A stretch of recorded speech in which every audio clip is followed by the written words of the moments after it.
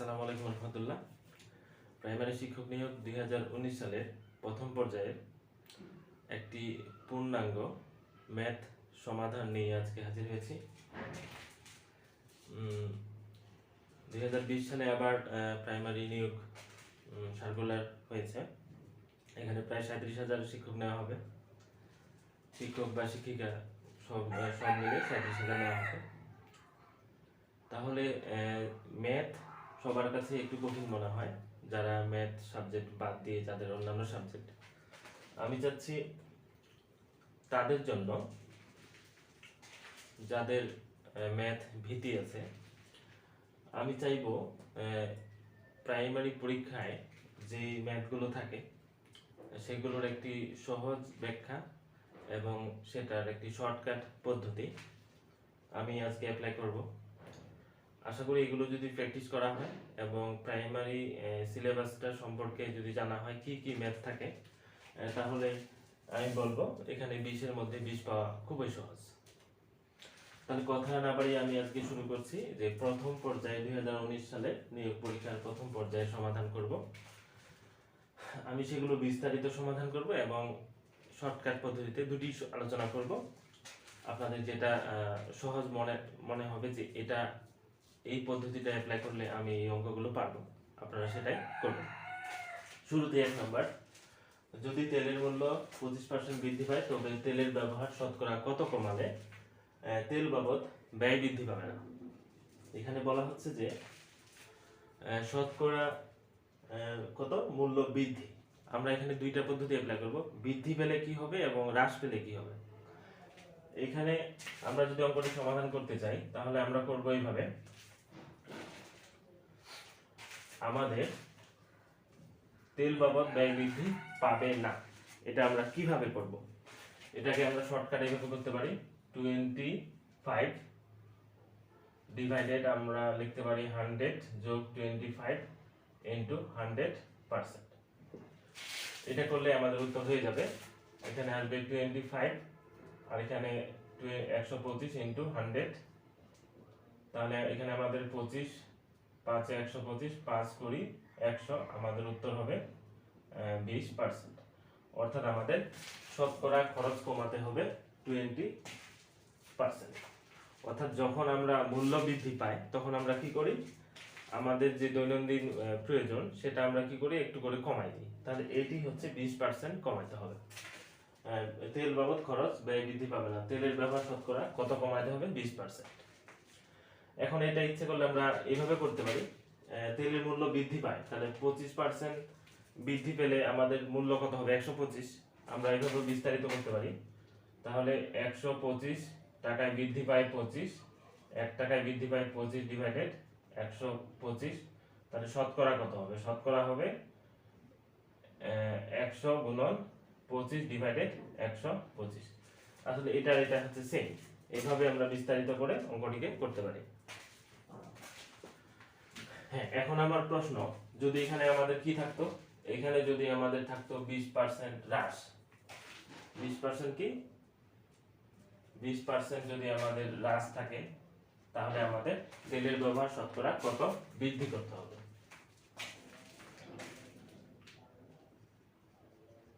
যদি প্রশ্নটা এভাবে থাকে তাহলে সেক্ষেত্রে আমরা কি করব, সেক্ষেত্রে আমরা করব এখানে 20% মাইনাস হবে 20%। হ্যাঁ, যদি হ্রাস পায় তাহলে আমার হবে মাইনাস, তাহলে আমার আসবে কত, আসবে আমাদের 20/80 ইনটু 100।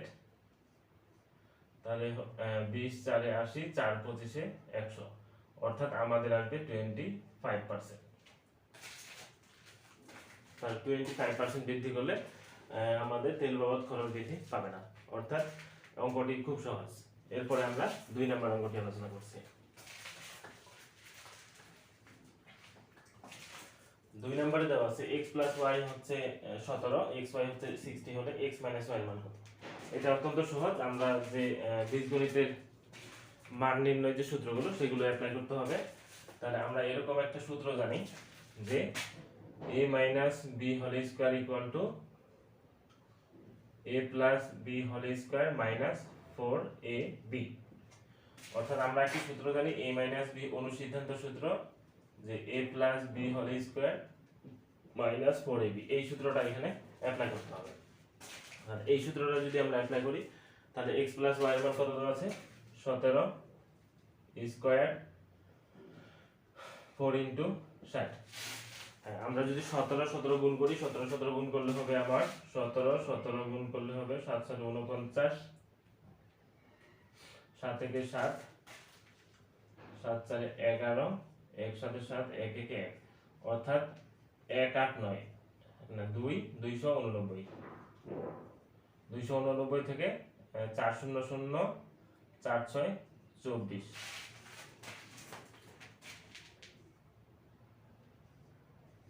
আমরা যদি এটাকে বিয়োগ করে দিই, বিয়োগ করলে আমার হবে 9 8 এর মধ্যে 4 49, কত আসবে আমার 49। এখন আমরা কি করব, x মাইনাস y এটাকে আমরা রুট করে দিব, রুট করলে আমার হবে 7 7 সাথে 49।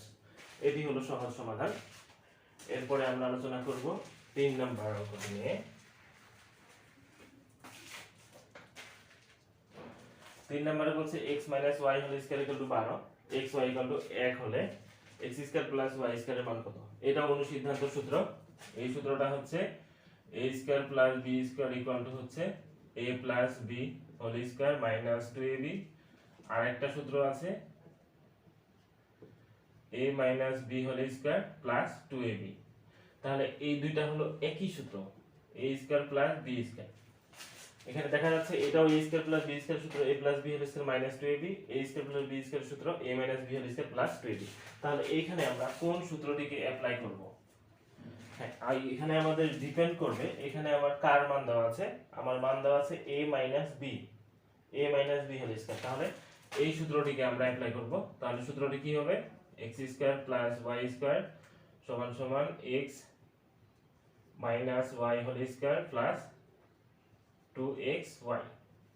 তাহলে এটা আমার সম্পূর্ণ মান দেওয়া আছে। তাহলে আমার কত বসাবো, 12 12 স্কয়ার যোগ 2 ইনটু 1, তাহলে 12 12 100।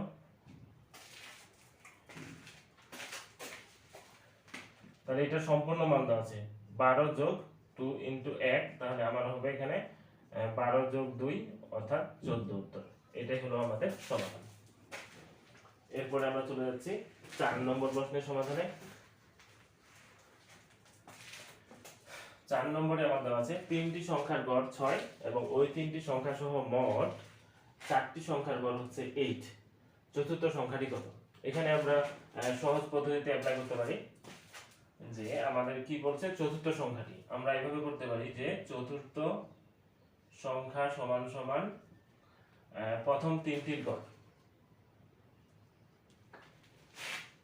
প্রথম তিনটির সমষ্টি মাইনাস পরের চারটির সমষ্টি, সরি তিনটা পরে দিই, এখানে প্রথম চারটির সমষ্টি দিই আর এখানে তিনটির সমষ্টি দিই। হ্যাঁ, তার চতুর্থ সংখ্যাটি আমরা এই চারটির সমষ্টি মাইনাস তিনটির সমষ্টি যদি করি তাহলে আমরা চতুর্থ সংখ্যাটি পেয়ে যাব। তাহলে চারটি সংখ্যার গড় কত, 8। তাহলে এটা হবে 4 গুণন 8 মাইনাস 3 গুণন 6। 4 আসতে কত হবে, 4 আসতে 32 আর 3 6 হবে 18। তাহলে আমার উত্তর আসবে 32 থেকে 18, 12 এর মধ্যে 8 4, 3 এর মধ্যে 2, সরি 2 এর মধ্যে 3 এর মধ্যে 1, হ্যাঁ 14।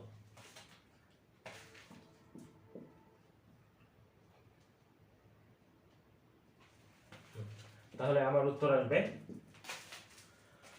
চতুর্থ সংখ্যাটি আসবে আমাদের 14। খুব সিম্পল। চতুর্থ সংখ্যাটি কি করব আমরা, তিনটি সংখ্যার গড় 3 6 18 আর চারটি সংখ্যার গড় হচ্ছে 4 8 32। তাহলে বড় সংখ্যাটিকে আগে দিলাম আর মাইনাস করে দিলাম ছোট সংখ্যাটি, বিয়োগ করলে আমাদের চতুর্থ সংখ্যাটি আমরা পেয়ে যাব। এরপরে আমরা যাচ্ছি পরের অঙ্কটি নিয়ে। পরের অঙ্কটি কি বলা আছে, সমকোণী ত্রিভুজের অতিভুজ সংলগ্ন কোণ দুটির প্রত্যেকটি কি ধরনের।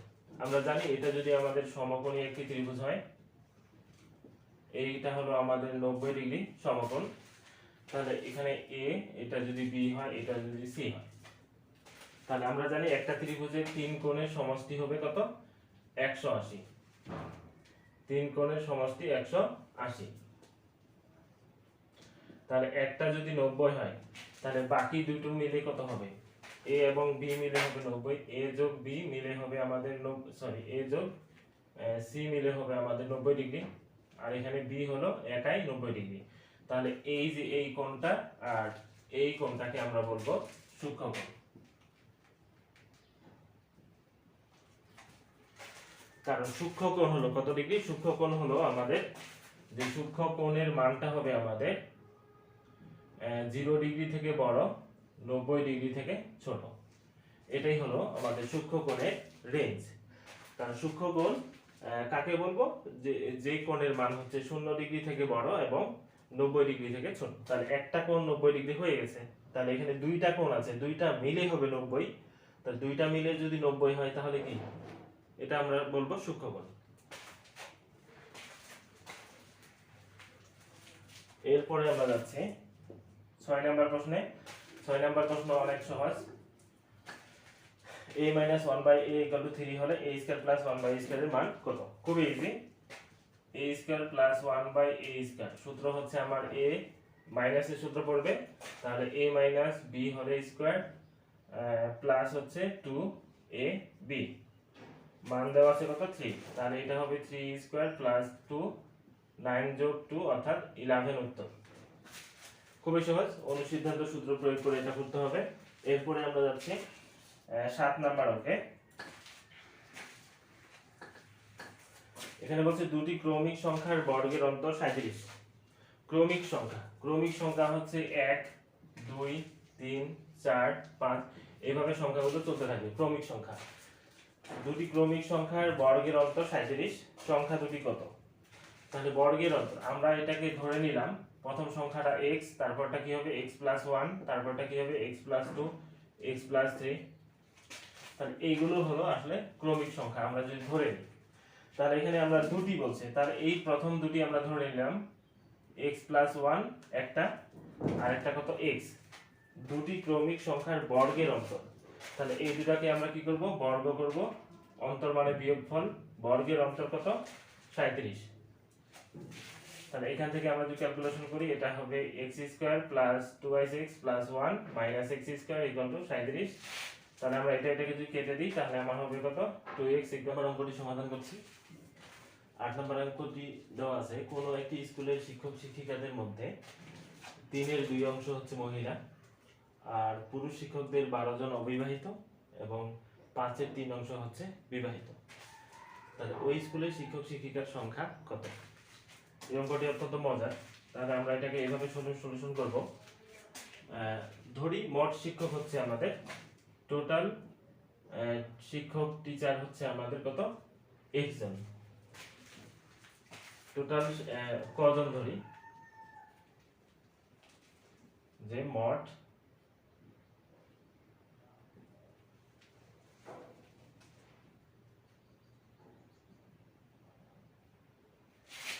আমরা এখানে শুরুতেই ধরে নিব মোট শিক্ষক আমাদের কজন। তাহলে হচ্ছে শিক্ষক শিক্ষিকাদের মধ্যে এত অংশ মহিলা, তাহলে এখানে মহিলা শিক্ষক কতজন হবে? মহিলা শিক্ষক হবে আমাদের 3-এর 2 অংশ, তাহলে ক গুণন 3-এর 2 অংশ, তাহলে এখানে কত হবে? 2 ক / 3। তাহলে মহিলা শিক্ষক হচ্ছে আমাদের 3-এর 2 ক অংশ। তাহলে পুরুষ শিক্ষক কতজন হবে? পুরুষ শিক্ষক হবে আমাদের টোটাল, আমরা ধরে নিই টোটাল শিক্ষক হচ্ছে 100, তাহলে আমাদের পুরুষ শিক্ষক হবে আমাদের টোটাল শিক্ষক হচ্ছে আমাদের কত? ক - 2 ক / 3। তাহলে এখানে আসবে আমাদের কত? 3 ক - 2 ক, তাহলে আমার আসবে এখানে ক / 3। তাহলে পুরুষ হচ্ছে আমাদের 3-এর ক অংশ। এখন মহিলা শিক্ষক পেয়ে গেলাম আর পুরুষ শিক্ষক পেয়ে গেলাম। এরপরে বলা আছে পুরুষ শিক্ষকদের আবার 12 জন অবিবাহিত এবং 5-এর 3 অংশ বিবাহিত। তাহলে 12 জন আমাদের অবিবাহিত দেওয়াই আছে, তাহলে আমাদের শুধু বের করতে হবে বিবাহিত কতজন? 5-এর 3 অংশ। তাহলে আমরা লিখতে পারি এখন বিবাহিত। বিবাহিত পুরুষ হতে কতজন? ক এত গুণন 3 এর 5। তাহলে বিবাহিত হচ্ছে আমাদের ক ডিভাইডেড 5 এতজন। তাহলে এখন আমরা লিখতে পারি প্রশ্ন মতে। যে প্রশ্ন মতে আমরা কি লিখব? প্রশ্ন মতে লিখব আমরা এখানে টোটাল পুরুষ হচ্ছে আমাদের ক ডিভাইডেড 3, তাদের মধ্যে হচ্ছে বিবাহিত 12 জন আর অবিবাহিত হচ্ছে আমাদের ক ডিভাইডেড 5 জন। তাহলে এটাকে ক্যালকুলেশন করলে আমরা আমাদের প্রাপ্ত ফলাফল পেয়ে যাব। তাহলে আমরা কি করব? আমরা ক ডিভাইডেড 3 মাইনাস ক ডিভাইডেড 5 ইকুয়াল টু 12। তাহলে আমরা এটাকে লসাগু যদি করি, লসাগু করলে আমাদের হবে কত? 15। তাহলে 3 5 এ 15, 5 ক মাইনাস 3 ক সমান সমান 12। তাহলে আমার আসবে 2 ক ইকুয়াল টু 12 গুণন 15। তাহলে ক সমান সমান 12 গুণন 15 ডিভাইডেড হবে 2, 2 6 12, 15 6 আমাদের আসবে 90 জন। তাহলে ক হলো আমাদের নির্ণয় হচ্ছে শিক্ষক, তাহলে টোটাল শিক্ষক হচ্ছে 90 জন। তাহলে এই অঙ্কটি আমরা করলাম। এরপরে আমরা চলে যাচ্ছি পরের অঙ্কে। পরের অঙ্কে বলা হচ্ছে একটি সেনাবাহিনীর গুদামে 1500 জন শিক্ষকের 1500 জন সৈনিকের 40 দিনের খাদ্য মজুদ আছে। 13 দিন পর অন্য জায়গায় চলে গেল। 13 দিন পর কিছু সংখ্যক অন্য জায়গায় চলে গেল, বাকি খাদ্য অবশিষ্ট সৈনিকদের আরো 30 দিন চলল। তাহলে কতজন সৈনিক অন্য জায়গায় চলে গেছিল? অঙ্কটি অত্যন্ত সহজ। তাহলে এখানে আমাদের 40 দিন থেকে 13 দিন বিয়োগ করে দিতে হবে। তাহলে এখানে আমার আসবে হচ্ছে 3 বিয়োগ করলে হবে 7, 2 বিয়োগ 27 দিন। তাহলে এটাকে প্রথমে আমরা বের করে নিব। তাহলে আমরা লিখব যে 27 দিন চলে, 27 দিন চলে হচ্ছে কত যাবে?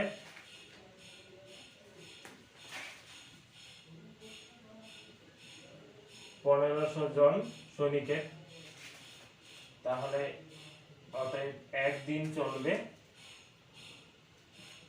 অনেকগুলো সৈনিকের। তারপর হচ্ছে 30 দিন চলবে। কত দিন? 30 দিন। 30 দিন চলবে 1500 ইন্টু 27 ডিভাইডেড হবে 30।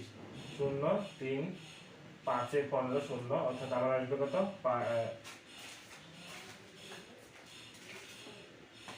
0 5 7 35 এর 5, 5 2 10, 10 3 1350 দিন। তাহলে আমরা এখন কতজন সৈনিক অন্য জায়গায় চলে গেছিল? অন্য জায়গায় চলে গেছিল 1500 থেকে 1350 বিয়োগ।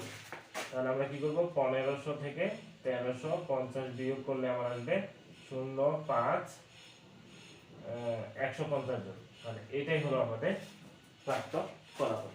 তাহলে অন্য জায়গায় চলে গেছিল আমাদের 150 জন সৈনিক। এরপরে আমরা যাচ্ছি পরের অঙ্কটিতে।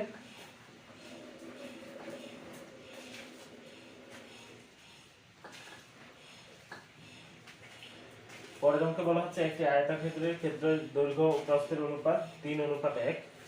উহার পরিসীমা 200 মিটার হলে ক্ষেত্রফল কত? এটি সহজ।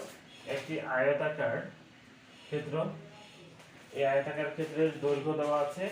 দৈর্ঘ্যটা যদি আমরা 3x ধরি আর প্রস্থ হবে তাহলে কত? x। এটার পরিসীমা 200, অর্থাৎ এটার টোটাল পরিসীমাটা হচ্ছে আমাদের 200। হ্যাঁ, তাহলে আমরা কি করব? আমরা জানি পরিসীমার সূত্র হচ্ছে 2 ইনটু দৈর্ঘ্য যোগ প্রস্থ। এটা হলো পরিসীমার সূত্র। পরিসীমা দেওয়া আছে আমাদের কত? 200। তাহলে আমরা যদি এখানে 200 বসিয়ে দিই, তাহলে আমার হবে 2 3x যোগ হচ্ছে x ইকুয়াল টু 200। তাহলে 3 আর 4, 4 দুগুণে 8, x ইকুয়াল টু 200 হবে। তাহলে x ইকুয়াল টু হবে 8 2 16, 17 18 20, 8 5 40। তাহলে এইটাই হবে আমাদের দৈর্ঘ্য হলো আমার কত? এটা হবে আমাদের 25, আর 25 গুণন 3 75, আর এটা হবে আমাদের 25। তাহলে বলছে ক্ষেত্রফল কত? তাহলে আয়তক্ষেত্রের ক্ষেত্রফল কি? ক্ষেত্রফল হলো দৈর্ঘ্য গুণন প্রস্থ, এটা হলো আমাদের ক্ষেত্রফল। তাহলে 75 ইন্টু 25 গুণ করলে আমাদের হবে 75, 25, 5 5 25, 35, 37, 2 5 10, 2 7 14, আর কি 15, তাহলে 5 7 8 1875 হবে আমাদের। সোনা এবং তামা আছে, সোনা এবং তামার অনুপাত আছে 3:1। তাহলে যোগফল কত হবে? যোগফল হবে 3 + 1 অর্থাৎ 4। তাহলে এটা কিন্তু সোনা আর এটা হলো তামা। তাহলে এখানে আমরা প্রথমে বের করে নিব 16 গ্রামের মধ্যে কত গ্রাম, 16 গ্রামের মধ্যে কত গ্রাম সোনা আছে। তাহলে আমরা যদি সোনা বের করি, সোনা আমরা কিভাবে বের করব? 16 গুণন 3/4। তাহলে এখানে 4 4 16, সোনা হবে আমাদের 12। আর তামা তাহলে কত হবে? তামা হবে আমাদের 16 গুণন 1/4, 4 4 16, এখানে তামা আসবে আমাদের 4 গ্রাম। সোনা হচ্ছে 12 গ্রাম, তামা হচ্ছে 4 গ্রাম। তাহলে আমরা এখন কত গ্রাম মিশাবো? হ্যাঁ, কত গ্রাম মিশাবো, এটা মিশাতে গেলে আমাদের কি করতে হবে? আমাদের যেটা করতে হবে, তাহলে সোনা হচ্ছে আমাদের 12 আর তামা হচ্ছে কত? তামা হচ্ছে 4। অনুপাত, অনুপাত মানে হচ্ছে ভাগ, ভাগ করে দিছি একবারে। এখানে কত দেওয়া আছে? মিশাতে হবে 4:1। তাহলে এখানে আমরা কি মিশাবো? তাহলে আমরা ধরে নিচ্ছি আমরা মিশাবো হচ্ছে ক। সোনার সাথে মানে ক পরিমাণ আমরা কি করব? 12 গ্রামের সাথে ক পরিমাণ আরো সোনা আমরা যোগ করব। তাহলে এটাকে আমরা এখন ক্যালকুলেশন করলে আমাদের প্রাপ্ত ফলাফল পেয়ে যাব। তাহলে আমরা আড়াআড়ি গুণ করি, 12 যোগ ক সমান সমান এখানে আসবে 16। তাহলে ক সমান সমান আসবে 16 - 12 ইকুয়াল টু আসবে 4 গ্রাম। এটাই হবে আমাদের উত্তর। ফেলটা বের করব। ফেল করেছে, টোটাল ফেল করেছে কতজন? টোটাল ফেল করেছে আমাদের, টোটাল ফেল করেছে এখানে হচ্ছে 100% এর মধ্যে ফেল করেছে 30%, এখানে ফেল করেছে আমাদের 20%, আর এখানে ফেল করেছে 10% অর্থাৎ 40%। তাহলে টোটাল ফেল করেছে আমাদের 20 কত পার্সেন্ট? এখানে আমাদের কোন স্কুল 70% শিক্ষার্থীর মধ্যে ইংরেজি, 80% সরি হ্যাঁ ইংরেজি, আর 80% শিক্ষার্থী বাংলায় পাস করেছে এবং 10% উভয় বিষয়ে ফেল করেছে। তাহলে আমাদের টোটাল ফেল করেছে আমাদের 40%। এখন আমরা করব যে টোটাল পাস করেছে কত? 100% - 40%, অর্থাৎ আমাদের পাস করেছে আমাদের 60%, 60% টোটাল উভয় বিষয়ে আমাদের পাস করেছে। এখন আমাদের বের করতে হবে যদি উভয় বিষয়ে 300 জন কি করে পাস করে, তাহলে ওই স্কুলে কতজন শিক্ষার্থী পরীক্ষা দিয়েছে। তাহলে উভয় বিষয়ে কতজন? 300 জন। তাহলে 100 জনে 60 জন পাস করে, যখন আমাদের পরীক্ষার্থী কত? 100, একজন পাস করবে, পরীক্ষার্থী হবে আমাদের 60। এখন আমাদের কতজন? 300 জন। 300 জন পাস করলে আমাদের এখানে হবে 300। তাহলে 0 0 6 5 30, 105 হবে 500। তাহলে ওই স্কুলে টোটাল পরীক্ষার্থী ছিল আমাদের 500 জন। এরপরে আমরা পরের অঙ্কটিতে যাব।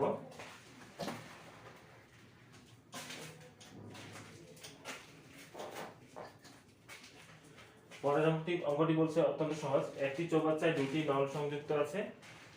চৌবাচ্চায় প্রথম নল দ্বারা চৌবাচ্চাটি 4 মিনিটে কি হয়? প্রথম নল দ্বারা 4 মিনিটে পূর্ণ হয় এবং দ্বিতীয় নল দ্বারা 12 মিনিটে পূর্ণ হয়। এখন বলছে নল দুটি একত্রে খুলে দিলে খালি চৌবাচ্চাটি কতক্ষণে পূর্ণ হবে। তাহলে এটা আমরা এইভাবে করতে পারি যে এটা যদি আমার একটা কি হয়? চৌবাচ্চা হয়,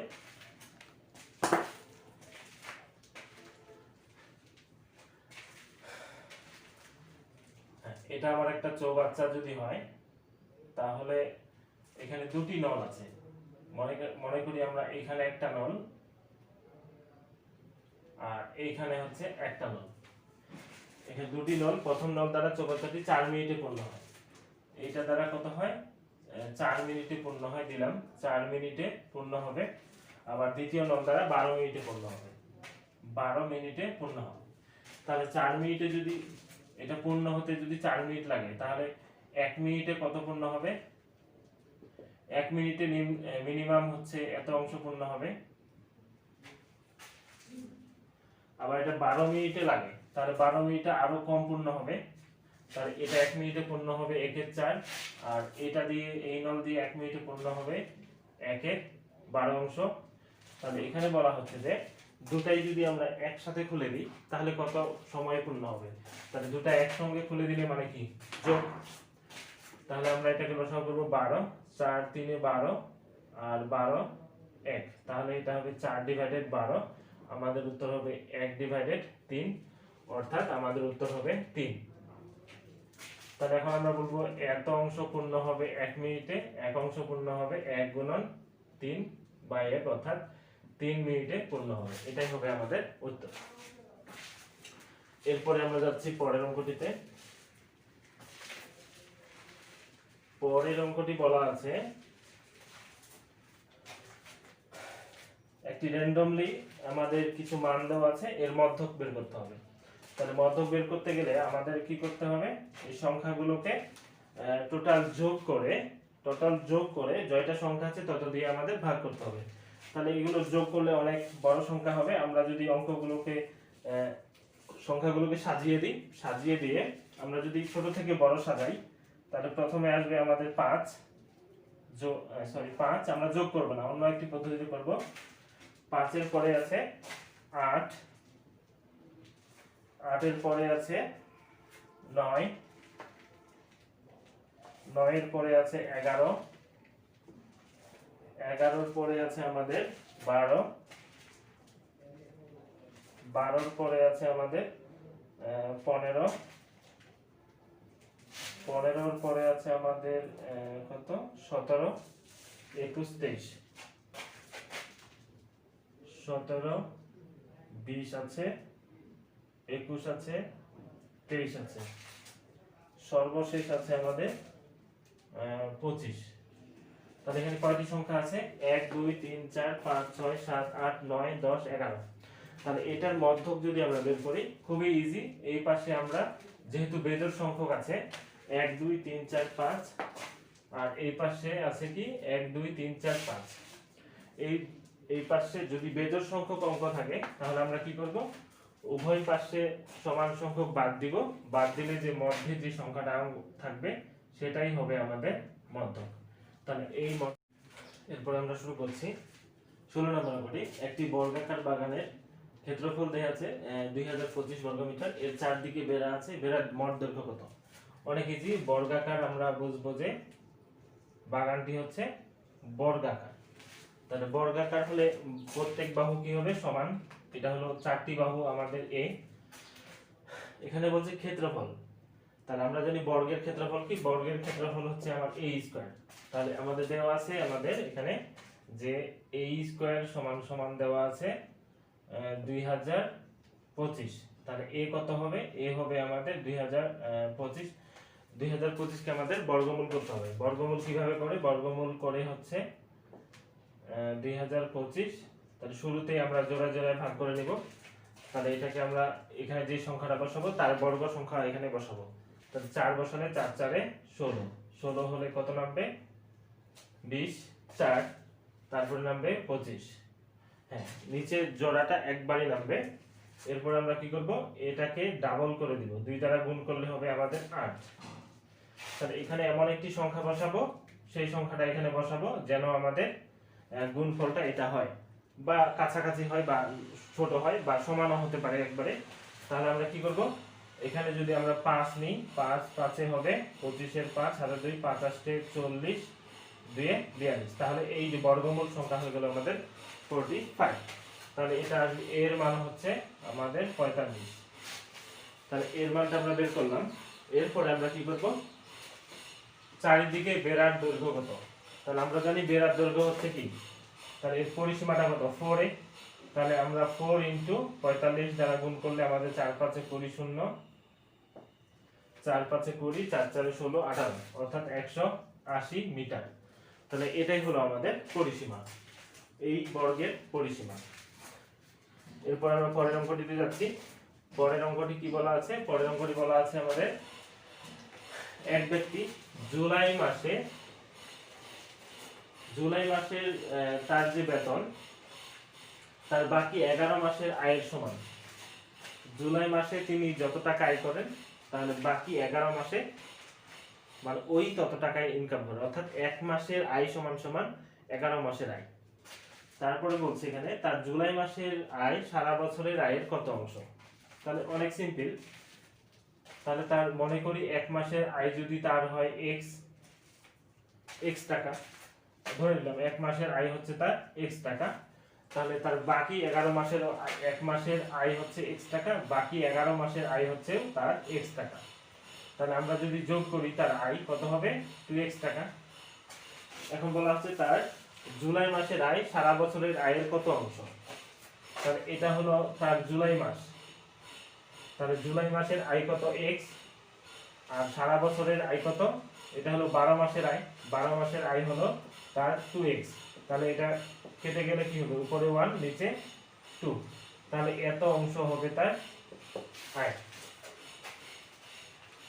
অর্থাৎ তার সারা বছরের আয়ের কত অনুপাতটা হবে, অর্থাৎ 1/2, এত অংশ তার আয় হবে। এটাই হলো আমাদের অঙ্ক। তার জুলাই মাসের আয় সারা বছরের আয়ের কত অংশ, হাফ অংশ। এরপরে আমরা চলে যাচ্ছি পরের অঙ্কটিতে। পরের অঙ্কটি বলছে একটি ক্লাসের শিক্ষার্থীর মধ্যে 2700 চকলেট বিতরণ করা হলো। তাহলে একটি ক্লাসে অনেকগুলো শিক্ষার্থী থাকে, তার মধ্যে 2700 চকলেট বিতরণ করা হলো। প্রত্যেক শিক্ষার্থী ক্লাসের মোট শিক্ষার্থীর সংখ্যার পাবে 3 গুণ। এই কথাটি গুরুত্বপূর্ণ যে একজন শিক্ষার্থী চকলেট পাবে হচ্ছে ওই ক্লাসের মোট শিক্ষার্থীর কত গুণ, 3 গুণ। তাহলে শিক্ষার্থীর সংখ্যা কত, তাহলে শিক্ষার্থীর সংখ্যা আমরা জানি না, ধরে নিচ্ছি আমাদের শিক্ষার্থীর সংখ্যা হচ্ছে x জন। তাহলে একজন চকলেট পাবে কতগুলো, একজন চকলেট পাবে ওই শিক্ষার্থী মোট শিক্ষার্থী হচ্ছে 3 গুণ। তাহলে মোট শিক্ষার্থী কত x, এটাকে ধরে নিলাম মোট। তাহলে মোট শিক্ষার্থী x কয় গুণ পাবে, 3 গুণ। একজন চকলেট পাবে 3x3। তাহলে এইভাবে টোটাল কতজন, x জন। তাহলে x জন শিক্ষার্থী পাবে x গুণন 3x, অর্থাৎ 3x স্কয়ার, এতটি চকলেট পাবে। তাহলে আমরা বলতে পারি যে তাহলে প্রশ্ন মতে হবে আমার 3x স্কয়ার ইকুয়াল টু 2700। আচ্ছা ইংরেজিতে লিখে ফেলছি, তাহলে x স্কয়ার হবে 3 9 27, অর্থাৎ 900 হবে। তাহলে x ইকুয়াল টু কত হবে, 900 কে বর্গমূল, 900 কে বর্গমূল করলে হবে আমার 900 বর্গমূল করলে হবে আমার 3 3 3 9,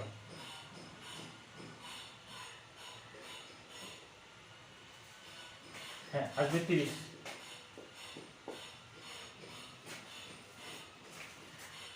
সরি 3 3 9, তাহলে দুইটা শূন্য, হ্যাঁ 300।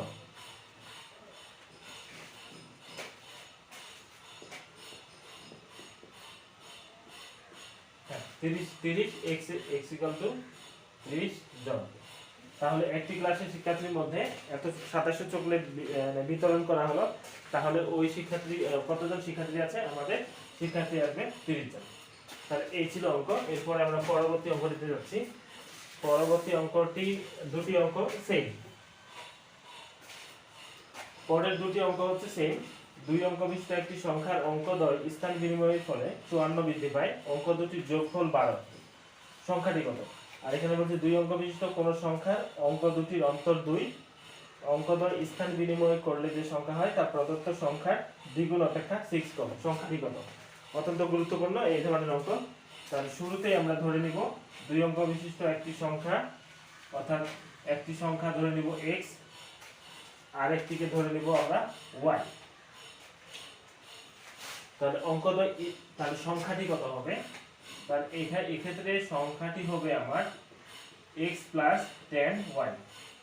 সংখ্যাটি লেখার নিয়ম হচ্ছে এককের অঙ্ক যোগ 10 ইনটু দশকের অঙ্ক। এরপরে বলছে অঙ্কদ্বয় যদি স্থান বিনিময় করে, তাহলে আমরা যদি স্থান বিনিময় করাই, স্থান বিনিময়কৃত সংখ্যা। স্থান বিনিময়কৃত সংখ্যাটি কত হবে? আসলে স্থান বিনিময় হলে ট্যানটা এখানে আসবে আর ওয়াইটা এখানে যাবে, তাহলে কি হবে? তাহলে আমাদের হবে tan x প্লাস y, এটাই হলো স্থান বিনিময়কৃত সংখ্যা। এরপরে বলা হচ্ছে যে অঙ্ক দুটির যোগফল হচ্ছে 12 হলে সংখ্যাটি কত? হ্যাঁ, তার আগে আমরা লিখে ফেলি অঙ্ক দুটির যোগফল। এখানেও লিখি x প্লাস y সমান সমান একটা 12 দেওয়া আছে, এটাকে আমরা 1 নং দিয়ে দিলাম। এখন লিখি আমরা প্রশ্ন মতে। প্রশ্ন মতে কি হবে? অঙ্ক দুটি যখন স্থান বিনিময় করবে তারপরে কত হবে? সংখ্যাটা 54 বৃদ্ধি পাবে। স্থান বিনিময়কৃত সংখ্যাটি কত আমাদের? tan x প্লাস y, আর পূর্বের সংখ্যাটি কত ছিল? x plus tan y। স্থান বিনিময় করলে যে সংখ্যা হবে তার প্রদত্ত সংখ্যার কত বৃদ্ধি পাবে? 54 বৃদ্ধি পাবে। কত? 54। তাহলে আমরা কি করতে পারি?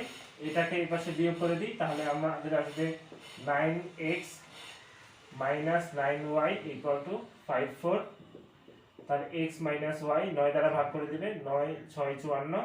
তাহলে এখন এইটা যদি আমার হয় 2 নং, এই 2 1 আর 2 কে আমরা যখন যোগ করব, যোগ করলে আমরা পেয়ে যাব। তাহলে দেওয়া আছে x প্লাস y হলো 12, x মাইনাস y হলো 6, যোগ করলে আমার হবে কত? 2x equal to 18, x equal to হবে আমার 9। তাহলে y এর মানটা কত হবে?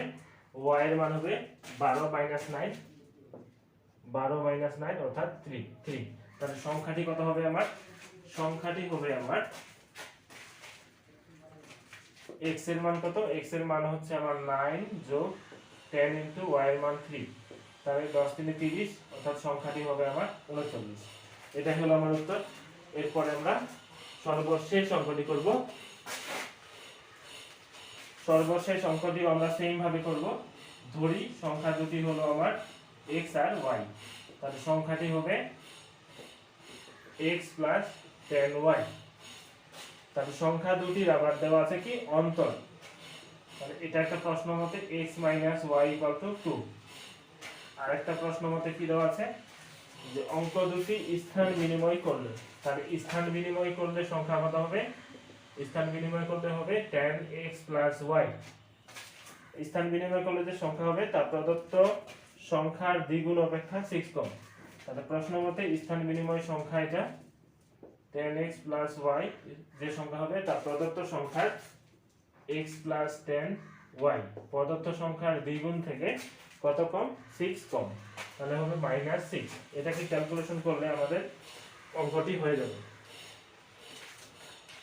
তাহলে আমাদের tan x প্লাস y, এটা হবে আমার 2x tan y minus 6, sorry 20y, 2 দ্বারা গুণ।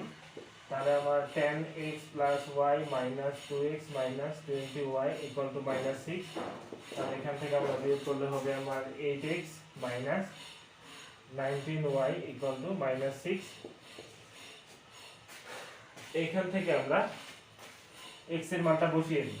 তাহলে এখানে x ইকুয়াল টু হবে y প্লাস 2, x এর মান বসিয়ে দিই y plus 2 minus 19y equal to -6। তাহলে আমরা 8y plus 16 minus 19y equal to -6। তাহলে 8 থেকে 8 16, অর্থাৎ 11 minus 11y equal to -6 minus 16। তাহলে আসবে আমার 11y ইকুয়াল টু 16 6 হচ্ছে 22। তাহলে উভয় পক্ষে মাইনাস মাইনাসে কেটে যাবে। তাহলে আমার হবে y সমান সমান 22 ভাগ 11, অর্থাৎ আমার আসবে 2। তাহলে আমাদের অঙ্ক হয়ে গেছে। y এর মান যদি 2 হয় তাহলে x এর মান আসবে 4।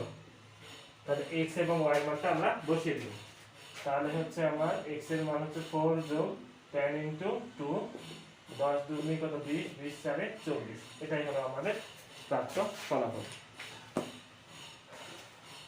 ঠিক আছে বন্ধুরা, আজ আসলে আমরা প্রথম পর্যায়ে নিবন্ধন পরীক্ষার ম্যাথ সলিউশনটি করলাম। নেক্সট পর্বে আমরা আলোচনা করব দ্বিতীয় পর্যায়ে, এভাবে তৃতীয়, চতুর্থ, পঞ্চম, ষষ্ঠ, অর্থাৎ 2019 সালে যে অঙ্কগুলো আসছে আমি আসলে সবগুলোই সমাধান করে দেব। তারপরে একটি গুরুত্বপূর্ণ সাজেশন দিব যে প্রাইমারিতে কি কি ধরনের ম্যাথগুলো থাকে সেগুলো নিয়ে আলোচনা করব। আজ এ পর্যন্ত, আল্লাহ হাফেজ।